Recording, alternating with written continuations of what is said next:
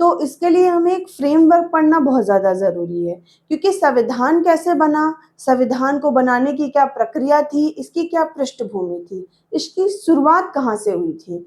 मतलब ऐसा कुछ हुआ होगा, रूल्स बने होंगे, एक्ट बने होंगे, जिससे पता चल रहा होगा किस तरीके से हम एक ग्रुप ऑफ पीपल में रूलिंग कर सकते हैं। एक ग्रुप ऑफ पीपल को एक डायरेक्शन में, एक फेज में हम उनसे काम करवा सकते हैं और एक डायरेक्टली फॉर्म कर सकते हैं। डिसेंट्रलाइजेशन या सेंट्रलाइजेशन का यूज करके हम हर व्यक्ति को सही तरीके से लाइफ को सरवाइव करने के लिए एक प्लेटफॉर्म दे सकते हैं, एक ऐसा प्लेस बना सकते हैं जहाँ पे रूल एंड रेगुलेशन के थ्रू हर व्यक्ति अपनी स्वतंत्रता के साथ रह सके, किसी भी व्यक्तिगत व्यक्ति को किसी प्रकार की दिक्कत का सामना ना करना पड़े।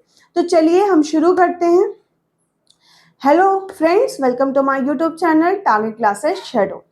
ठीक है, today I am here with another lecture of my series Indian polity, जहां पर मैंने आपको कुछ एक्ट कवर कराए थे एंड मैंने आपको बताया था कि how much important these act for our further preparation for our competition examinations. So be attentive towards my words and towards the point given below in the given act, कि किस act के अंतर्गत क्या क्या परिवर्तन किए गए और उन परिवर्तन से हमें ये चीज सीखनी है कि उससे किस तरीके से हमारे संविधान बनाने की प्रक्रिया प्रारंभ की गई होगी।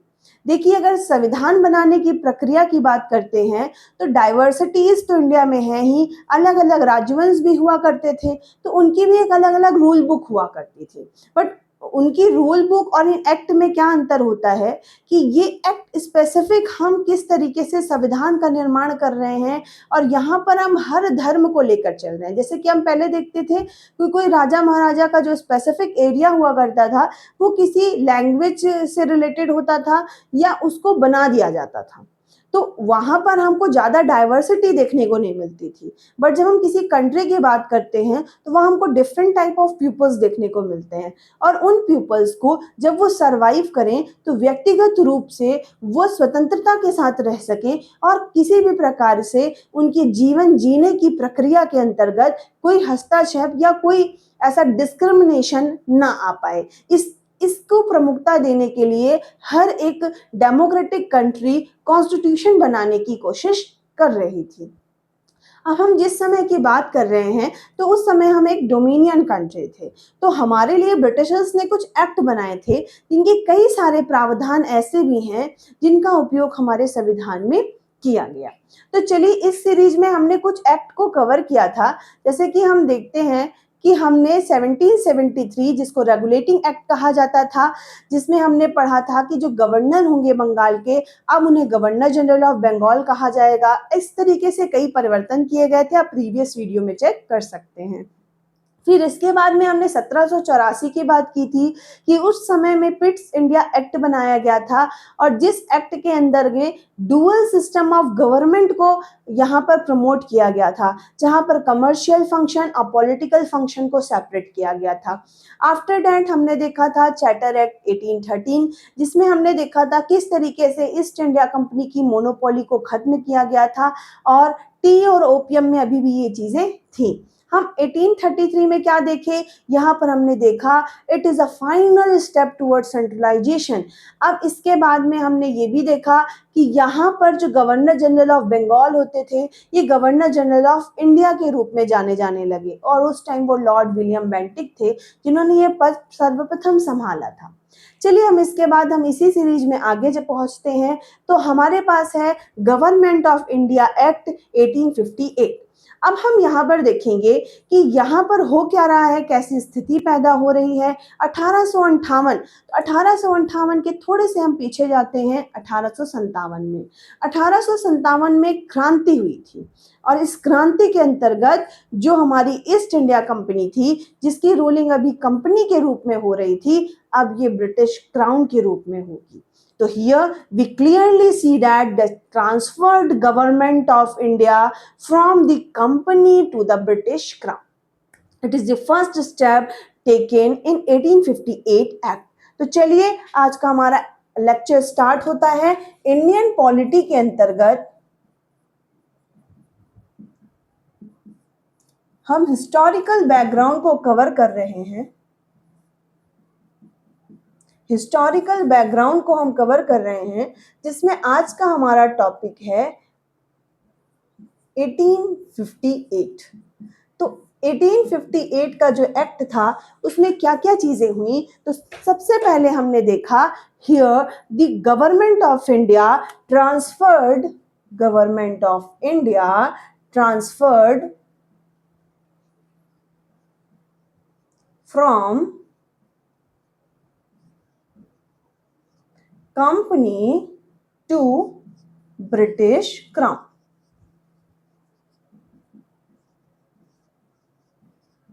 ओके, देन अब हम देखेंगे नेक्स्ट चेंज इसमें क्या किया गया। तो जैसे कि मैंने आपको बताया कि 1773 में हमने देखा था कि ये एक सीरीज है, पहले गवर्नर ऑफ बंगाल होते थे, फिर गवर्नर जनरल ऑफ बंगाल होते थे। आफ्टर दैट हम 1858 में देखेंगे तो ये गवर्नर जनरल ऑफ इंडिया जो है, ये पद जो है अब बदल जाएगा वाइसराय में, वाइसराय में।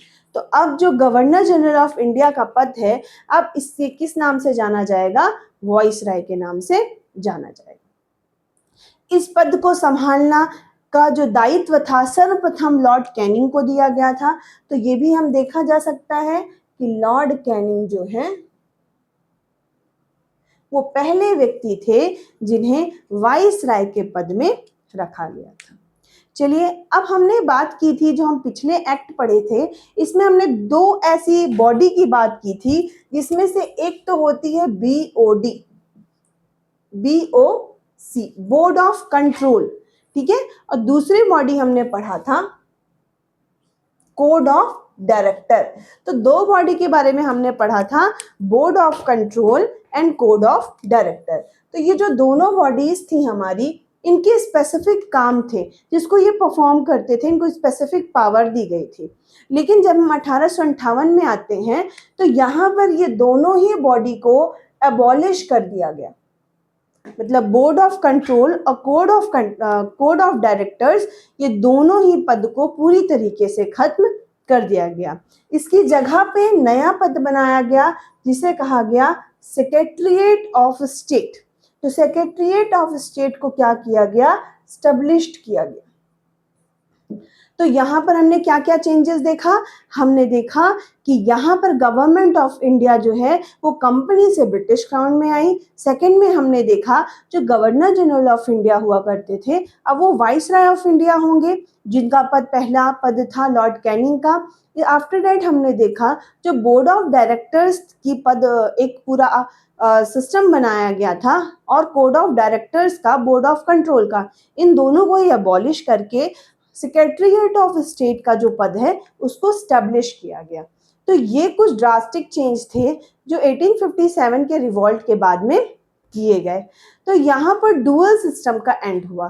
तो ये क्वेश्चन पूछता है कि डुअल सिस्टम की शुरुआत कहाँ हुई, और ये भी क्वेश्चन पूछा जाता है कि डुअल सिस्टम का एंड कहाँ हुआ। तो इट इज वेरी इंपॉर्टेंट कि डुअल सिस्टम है, जो डुअल सिस्टम का जो एंड था वो कहाँ हुआ है, वो 1858 के एक्ट में देखा जाता है। तो चलिए अब हम आगे बढ़ते हैं। तो आगे हमने देखा कि अब हम 1861 की क्या स्थिति होगी। तो 1861 में एक इंडियन काउंसिल एक्ट बनाया गया। अब हम इसके बारे में थोड़ा सा डिटेल में पढ़ते हैं। तो चलिए हम देखते हैं कि 1861 के एक्ट में क्या हुआ। तो 1861 के एक्ट में ऐसी क्या स्थिति पैदा हुई कि यहाँ पर हमको कई सारे चेंजेस देखने को मिलेंगे, मतलब यहाँ पर पावर का डिस्ट्रीब्यूशन शुरू हो रहा है। चलिए तो हम देखते हैं, here beginning of representative institutions now also initiated decentralization as legislative power of Bombay and Madras presidency were restored। हमने देखा था जब 1833 का एक्ट हम पढ़ रहे थे तो वहां हमने देखा था कि एक फाइनल स्टेप लिया गया था सेंट्रलाइजेशन के लिए। ठीक है।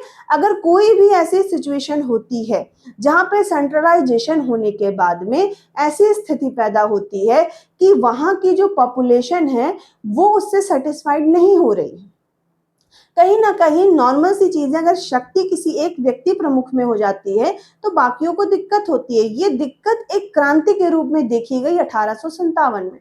तो डेफिनेटली इनको ये चेंजेस करने पड़े और इन्होंने डिसेंट्रलाइजेशन को प्रमोट किया। तो सेंट्रलाइजेशन एंड डिसेंट्रलाइजेशन दो बहुत ही इंपॉर्टेंट पार्ट हैं ऑफ इंडियन कॉन्स्टिट्यूशन। देखिए कहीं ना कहीं ये चीजें हमें इन एक्ट से देखने को मिली। तो इट इज वेरी इंपॉर्टेंट कि अगर हम इंडियन पॉलिटी पढ़ रहे हैं तो हमको एक हिस्टोरिकल बैकग्राउंड से भी गो थ्रू होना है। हमें समझना है कि किस किस समय की कैसी स्थिति थी और वहां पर किस प्रकार से स्थिति को कंट्रोल करने के लिए किस तरीके से लॉ का फॉर्मेशन किया गया। आइदर दे ब्रिटिशर्स वन पर रूल करना था और रूलिंग के लिए उन्होंने एक्ट बनाया था और हम इन एक्ट का यूज करके अपने कॉन्स्टिट्यूशन की फ्रेमिंग कर सकते थे। तो बाद में हमने इससे क्या किया, सीखा कि कहाँ पे क्या चीजें हैं जो हमारे कॉन्स्टिट्यूशन की फ्रेमिंग में यूजफुल हुई। तो यहां पर डिसेंट्रलाइजेशन आ रहा है।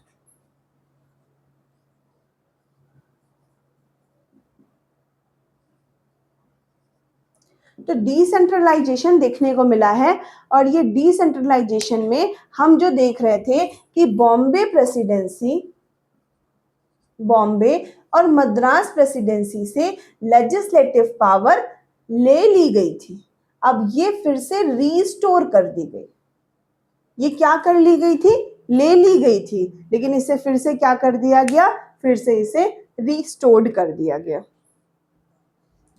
तो ये बहुत बड़ा कदम था। देन आफ्टर हम देखते हैं कि 1861 में क्या किया गया।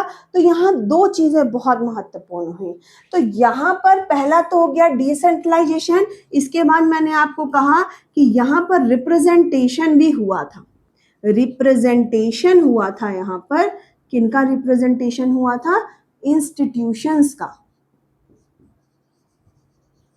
थर्ड पॉइंट में हम देखते हैं कि यहां दो चीजें हुई। एक तो पोर्टफोलियो को रिकॉग्नाइज किया गया। यहां पर इस चीज को समझा गया कि पोर्टफोलियो को इन्होंने क्या किया, रिकॉग्नाइज किया और एक वाइस राय को इन्होंने एक पावर दी। उस समय जो ऑर्डिनेंस निकलते थे, उस ऑर्डिनेंस को निकालने की एक शक्ति थी कि जो वाइस राय हैं वो ऑर्डिनेंस निकाल सकते हैं। इसके साथ साथ में इन्होंने न्यू लेजिस्लेटिव काउंसिल एस्टेब्लिश की। तो हमने यहाँ पर सीरीज में हम देखते हैं इन्होंने न्यू लेजिस्लेटिव काउंसिल एस्टेब्लिश की। ये 3 जगह में इन्होंने एस्टेब्लिश की। तो पहला तो बंगाल था और दूसरा था पंजाब और तीसरा था NWFP।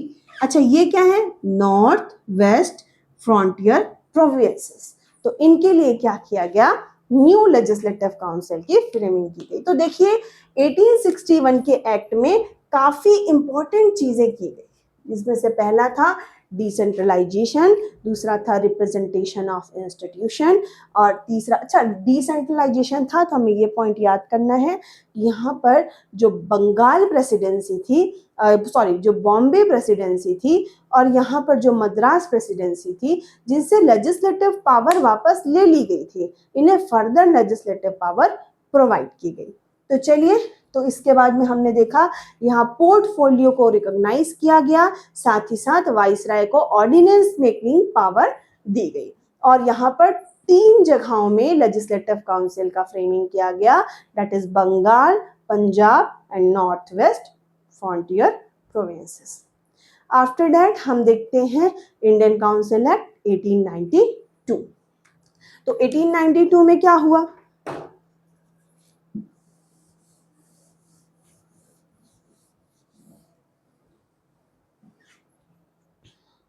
तो 1892 के एक्ट में क्या हुआ, ये सारे इंडियन काउंसिल एक्ट थे। तो 1892 में यहाँ पर number of non official member जो कि सेंट्रल और जो आपका लेजिस्लेटिव काउंसिल के प्रोविंशियल हुआ करते थे, वहाँ पर इनकी संख्याओं को बढ़ा दिया गया। तो number of non official member will increased. अब ये कहाँ पर थे, नॉन ऑफिशियल मेंबर का कहाँ पे इंक्रीज किया गया, सेंट्रल एंड लेजिस्लेटिव काउंसिल में। मतलब यहाँ पर सेंट्रल, देखिए यहाँ पर समझिएगा, सेंट्रल प्रोविंस, दो चीज हो गई, एक क्या हो गई, एक हो गई आपकी सेंट्रल और एक हो गई प्रोविंशियल। तो यहाँ दोनों ही जगह लेजिस्लेटिव काउंसिल को क्या कर दिया गया, दोनों ही जगह लेजिस्लेटिव काउंसिल में जो number of non official members थे, number of non official member increase किए गए। क्या किए गए, इंक्रीज। तो आप सिचुएशन समझ रहे हैं, सेंट्रल प्रोविंसेस दोनों की अलग अलग लेजिस्लेटिव काउंसिल्स हुआ करती थी, इनमें जो नॉन ऑफिशियल मेंबर की संख्याएं थी इसके क्या कर दिया गया, बढ़ा दिया गया। ठीक है, अब इसके साथ साथ में इसकी संख्या भी बढ़ाई गई और इनकी पावर भी बढ़ाई गई। तो दूसरा पॉइंट क्या था, इनकी जो पावर थी इसे भी बढ़ाया गया, पावर ऑल्सो इंक्रीज्ड। तो लेजिस्लेटिव काउंसिल में जो मेंबर्स थे उनकी पावर बढ़ाई गई। मतलब पावर बढ़ाया गया तो हम इसको एग्जांपल के थ्रू समझ सकते हैं। अब यहाँ पर जो व्यक्ति थे, जो मेंबर्स थे, वो बजट को डिस्कस कर सकते हैं। They only discuss budget. उस टाइम पे ये ओनली डिस्कशन का भी राइट नॉन ऑफिशियल मेंबर मतलब इंडियन को देना भी इनका बहुत बड़ा स्टेप था। इतने ड्रास्टिक चेंज हमको 1857 की क्रांति में देखने को मिले। अगर उसका ही एक निश्चित कोई ध्येय होता तो शायद हमारी आज़ादी हमको काफ़ी पहले मिल गई होती। तो इसके बाद में हम आते हैं, बहुत इंपॉर्टेंट एक्ट है इंडियन काउंसिल एक्ट 1909, जिसको मॉर्ले मिंटो रिफॉर्म भी कहा जाता है। चलिए हम इसके बाद में देख लेते हैं। हम देखते हैं 1909 के एक्ट में क्या किया गया।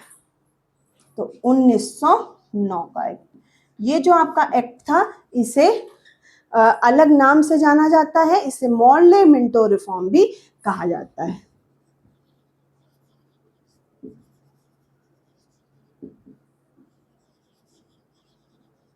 ठीक है, तो चलिए इसके बारे में हम चर्चा कर लेते हैं।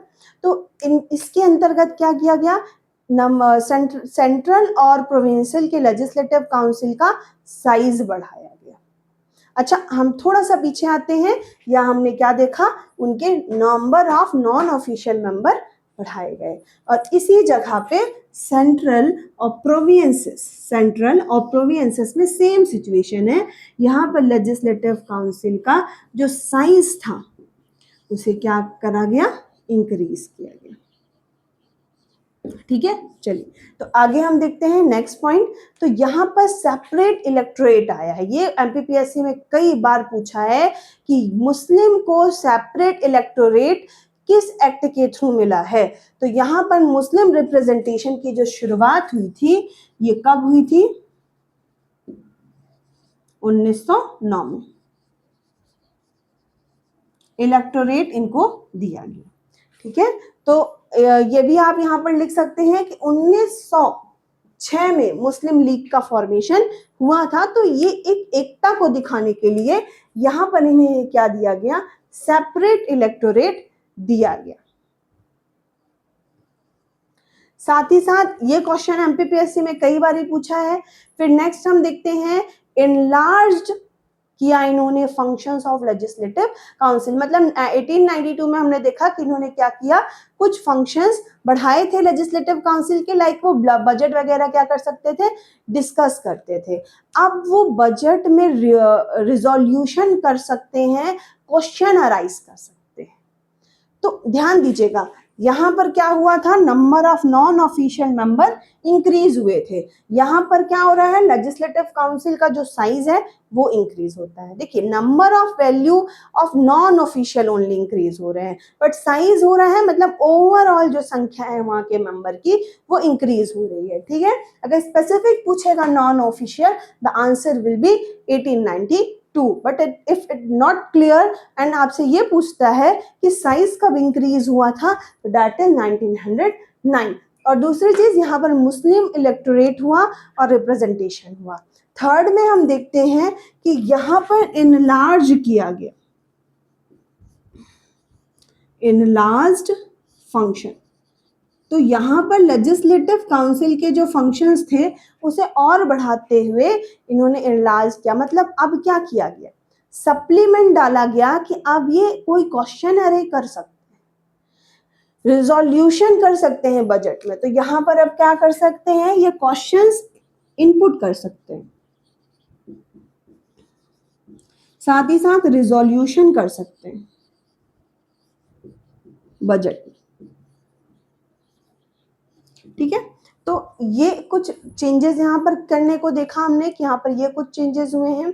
इसके बाद में एक और इम्पोर्टेंट चेंज था, नाउ इंडियन एग्जीक्यूटिव काउंसिल, मतलब यहाँ पर एग्जीक्यूटिव काउंसिल में इंडियंस को देखा गया। वेरी इंपॉर्टेंट क्वेश्चन, ये आपको एकदम ध्यान रखना है। इनका नाम कई बार पूछा गया है परीक्षा में, मैंने आपको बताया मुस्लिम रिप्रेजेंटेशन सेपरेट, ये भी कई बार पूछा गया है क्वेश्चन। और साथ ही साथ ये जो मैं आपको बता रही हूँ कि यहाँ पर जो है इंडियन एग्जीक्यूटिव काउंसिल में, यहाँ पर पहले इंडियन कौन थे जो एग्जीक्यूटिव काउंसिल में आए थे, सत्येंद्र प्रसाद सिन्हा। तो ये नाम आपको याद रखना है, सत्येंद्र प्रसाद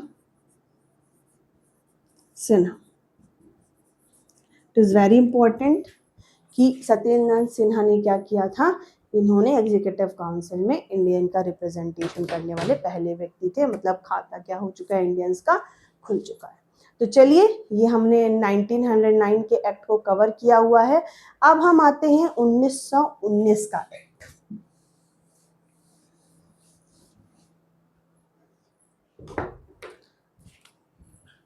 1919 के एक्ट में, तो अब हम यहाँ पर देखते हैं क्या क्या चीजें की गई हैं।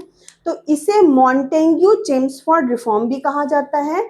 तो इसे क्या कहा जाता है, इसे कहा जाता है Montagu Chelmsford reform.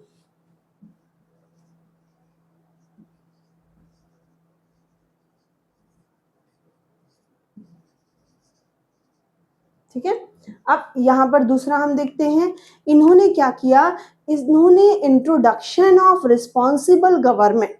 Okay, then next point थी directly was introduce at provinces level, division into transferred and reserved subject. तो ये जैसे मैंने आपको कहा था पहले में कि ये आपका 1909 का इंपॉर्टेंट क्वेश्चन है। तो ये पेटेंट क्वेश्चन है एमपीपीएससी का, कई बार पूछा गया है कि डायरेक्टली कहाँ इंट्रोड्यूस होती है। तो अगर आप इन दोनों में एकदम अच्छे से क्लियर हो जाएं, जैसे बात करेंगे मुस्लिम रिप्रेजेंटेशन की, तो आपके दिमाग में बिल्कुल क्लिक होना चाहिए 1906 में बनी थी मुस्लिम लीग, तो पक्का 1909 में ऐसा कुछ हुआ होगा इनसे रिलेटेड, तो मुस्लिम रिप्रेजेंटेशन इनको सेपरेट इलेक्टोरेट दिया गया था। फिर साथ में आप 1919 में याद करिएगा कि 1909 में तो क्लियर हो गया। अब 1919 में रॉलेट एक्ट भी आया था, तो 1919 में भी कुछ ऐसा ड्रास्टिक चेंज हुआ होगा। तो यहाँ पर डायरेक्टली जो डायरी की है वो इंट्रोड्यूस हुई थी। अच्छा देखिए, मैंने इसमें पॉइंट आउट क्यों किया, क्योंकि ये सबसे ज्यादा कंफ्यूजन होता है 1909 और 1919 में, इंसान कंफ्यूज होता है। अगर एक चीज क्लियर है कि 1906 में मुस्लिम लीग की एस्टेब्लिशमेंट हुई थी, तो आपको ये क्लियर होगा कि डायरी की कब इंट्रोड्यूस हुई है। तो डायरी की आपकी इंट्रोड्यूस हुई है 1919 में। तो प्रोविंशियल लेवल, मतलब यहाँ पर कौन सा लेवल है, प्रोविंशियल लेवल में अब दो प्रकार का डिवीजन किया गया। एक आपका ट्रांसफर्ड सब्जेक्ट है और एक आपका कौन सा सब्जेक्ट है, एक आपका रिजर्व्ड सब्जेक्ट है। ट्रांसफर्ड सब्जेक्ट हो गया एक आपका, और एक आपका क्या हो गया, रिजर्व्ड सब्जेक्ट हो गया। ठीक है, तो इट इज क्लियर, ओके। चलिए, डायरेक्टली इंट्रोड्यूस की गई 1919 के एक्ट में। Bicameralism of central was introduce. It is very very very important कि अब यहाँ पर क्या आ रहा है, बाईकैमरलिज्म आ रहा है, मतलब अब यहाँ पर दो चीजें देखने को मिलेगी सेंट्रल में। बाईकैमरलिज्म यहाँ पर इंट्रोड्यूस हुआ। ठीक है, कहां पर हुआ ये बाईकैमरलिज्म इंस्टीट्यूट हुआ है, सेंटर में इंट्रोड्यूस हुआ है, सेंट्रल में। ये प्रोविंसेस लेवल में ट्रांसफर्ड और रिजर्व सब्जेक्ट हुआ है, और बाईकैमरलिज्म कहां पर हुआ है, सेंट्रल में हुआ है। It is very also very important. अच्छा, for the first time direct election limited franchise के लिए थे ये, लेकिन पहली बार ऐसा हुआ कि डायरेक्ट इलेक्शन परफॉर्म किए गए, साथ ही साथ इन्होंने एक्सटेंड किया communal representation to Sikh, Indian, Christian, Anglo Indians and European. So it is very very very big, अपन हम कह सकते हैं उनका कदम था हमारे कॉन्स्टिट्यूशन फ्रेमिंग के। कॉन्स्टिट्यूशन में भी हमने ये चीज देखी कि यहाँ पर हमको रिप्रेजेंटेशन हम दे रहे हैं, एंग्लो इंडियन को अभी भी हम रिप्रेजेंटेशन दे रहे हैं हमारी लोकसभा में। तो इसी प्रकार से हम देखते हैं कि यहाँ पर पहली बार डायरेक्ट इलेक्शन कब किए गए। ठीक है, तो डायरेक्ट इलेक्शन आपके आए हैं, direct election but only for limited franchise. तो यहाँ पर ये आपको याद रखना है कि यहाँ पर लिमिटेड फ्रेंचाइजी के लिए यहाँ पर क्या किया गया है, डायरेक्ट इलेक्शन परफॉर्म किया गया है। साथ ही साथ कम्युनल रिप्रेजेंटेशन जो है उसको एक्सटेंड किया गया है। अब यहाँ पर सिख को मिलेगा, किसको किसको मिलेगा, सिख को मिलेगा, इंडियन को मिलेगा, क्रिश्चियन को मिलेगा। अच्छा, यहाँ पर कुछ चीजें जैसे इंडियन ऐड है यहाँ पर, है ना, इंडिया में आके इंडिया को रिप्रेजेंटेशन दे रहे हैं वो। क्रिश्चियंस को मिलेगा, साथ ही साथ एंग्लो इंडियन को मिलेगा और यूरोपियो को मिलेगा, एंग्लो इंडियन को मिलेगा और यूरोपियन को मिलेगा। तो इन्होंने कम्युनल रिप्रेजेंटेशन को क्या कर दिया, एक्सटेंड कर दिया। तो ये हमारे बहुत इंपॉर्टेंट पार्ट थे 1919 के एक्ट में। अच्छा, एक और बहुत इंपॉर्टेंट चीज यहाँ हुई है, provided for establishment of public service commission and salutary commissions. तो यहाँ पर दो कमीशन की बात की गई, यहाँ पर पीएससी और साथ ही साथ स्टैट्यूटरी कमीशन की भी बात की गई। अच्छा, ये क्वेश्चन पूछता है, स्टैट्यूटरी कमीशन की भी इन्होंने क्या की, यहाँ पर इन्होंने बात की। तो यहाँ पर दो कमीशन की स्टैब्लिशमेंट हुई, इन्होंने प्रोवाइड किया पीएससी का और साथ ही साथ स्टैट्यूटरी कमीशंस का। तो ये 1919 का एक्ट हमने कवर किया है। अच्छा, हमने 1858 कवर किया, 1861 कवर किया, वी ऑल्सो कवर्ड 1992, 1909, 1919। तो ये आपका एक बहुत मतलब महत्वपूर्ण भाग था आपके इंडियन पॉलिटी का, जिसको हमने कवर किया है। अच्छा, मैं आपको बता दूं, जब हम बात करते हैं हमारे इंडियन पॉलिटी की, हमारे संविधान में हमने सबसे ज़्यादा चीज़ें कहाँ से ली, जब हम सोर्सेस की बात करते हैं, स्रोत की बात करते हैं कि हमने कहाँ से सबसे ज़्यादा हमारे मतलब लिया है, हमारे संविधान में नियमावली किस एक्ट से ज़्यादा हमने चीज़ें ली हैं, तो वहाँ पर 1935 की बात होती है। तो अभी हम थोड़ा सा समय लेंगे, अब हम नेक्स्ट लेक्चर में बात करेंगे 1935, और उसके साथ साथ में हम अब बात करेंगे किस तरीके से कॉन्स्टिट्यूशन की फ्रेमिंग की गई थी। तो थैंक यू वेरी मच, आप हम मेरे साथ वीडियो में बने रहे। कहीं ना कहीं चीज़ें आपको समझ में आ रही होंगी कि किस तरीके से कॉम्युनल रिप्रेजेंटेशन हो रहे हैं, किस तरीके से रिजर्वेशन किए जा रहे हैं, किस तरीके से डायरेक्टली इंट्रोड्यूस हो रही है, किस तरीके से सेंट्रलाइजेशन आ रहा है, किस तरीके से डिसेंट्रलाइजेशन आ रहा है, किस तरीके से पद चेंज हो रहे हैं, किस तरीके से कानून बनाने की शक्तियाँ चेंज हो रही हैं, कैसे हम कंपनी रूल से ब्रिटिश क्राउन की तरफ आ रहे हैं, और किस तरीके से हम अपनी आज़ादी एक्वायर करेंगे, और किस तरीके से हमारे कॉन्स्टिट्यूशन बनाने की सभा बैठेगी और यहाँ पर हम कॉन्स्टिट्यूशन फ्रेमिंग करेंगे। तो बस नेक्स्ट लेक्चर में हम मेकिंग ऑफ कॉन्स्टिट्यूशन में जाएंगे और थोड़ा सा हम यहाँ पर लेके जाएंगे 1935 के एक्ट को। थैंक यू वेरी मच मेरे साथ बने रहने के लिए।